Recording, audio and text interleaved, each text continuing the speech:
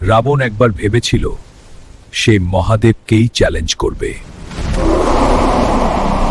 অহংকারে অন্ধ রাবণ ভাবল সে মহাদেবের কৈলাস পর্বতই তুলে নেবে। তার শক্তিতে কেঁপে উঠল পুরো কৈলাস।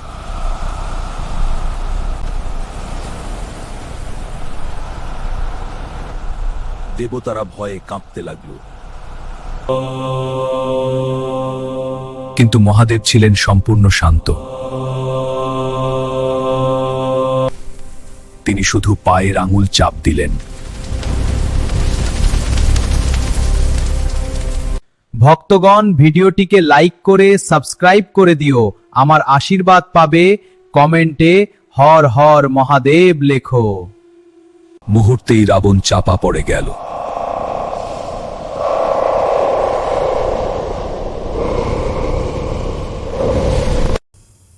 যততবিগলজ্জল প্রবাহ পাবিতস্থলে গলেবলম্ব্য লম্বিতম ভুজঙ্গ তুঙ্গ মালিক। অহংকার ভেঙে সে ভক্তিতে মহাদেবকে ডাকদমাদ্দমাদ্দমাদ্দমান্নিনাবিল্লাসিতয়ে। মহাদেব তাকে ক্ষমা করলেন। মনে রাখবেন, অহংকার নয়, ভক্তিই শক্তি।